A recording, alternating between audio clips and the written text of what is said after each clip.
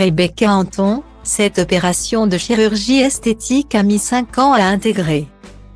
Rebecca Anton a fait ses adieux à son personnage de Plus belle la vie. Durant 18 ans, l'actrice incarnait Céline Frémont dans la série de France 3.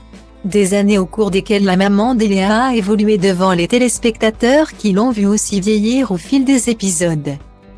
À 49 ans, l'ancienne compagne du comédien Serge Dupire n'a cependant aucun problème avec son image.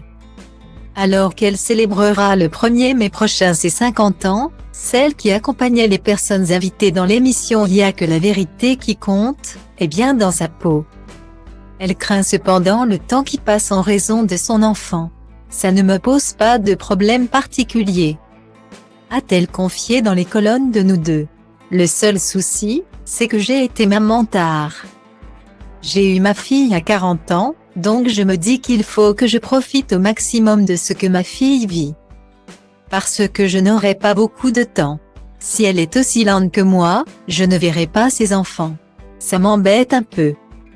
L'actrice n'a cependant pas peur de dévoiler ses rides. En tant que comédienne, je crois que, si on a un problème avec son image de femme vieillissante, c'est très compliqué. Parce que de toute façon on se montre, je crois, quelque chose qui est peut-être idiot. Mais si on vieillit, c'est qu'on est encore là et, si on est encore là, c'est quand même vachement bien. Je trouve que vieillir apporte aussi une super liberté, plus de légèreté, a-t-elle expliqué. Si elle est bien dans sa peau, elle a révélé avoir eu tout de même recours à la chirurgie esthétique après avoir eu une grosse perte de poids. J'ai simplement fait refaire mes seins, a-t-elle avoué. Ça a été un gros souci pour moi. J'ai perdu 22 kg à la naissance de ma fille, j'ai perdu ma poitrine et j'ai tenu bon pendant 3-4 ans, en me disant, non, c'est bon.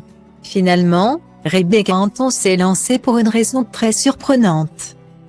J'ai fait l'opération non pas pour moi, mais pour le travail, pour que les vêtements tombent bien sur moi, a-t-elle expliqué. Seulement voilà, Rebecca Anton a bien eu du mal à accepter sa fausse poitrine. Il n'y a pas une journée où je ne me dis pas que j'ai des faux seins, a-t-elle déploré. Je ne l'ai pas du tout intégré. Donc, je me dis que la chirurgie, oui, mais mollo parce que si je mets 5 ans à intégrer les choses, c'est compliqué, rire. Désormais, si je fais quelque chose, ce sera pour moi.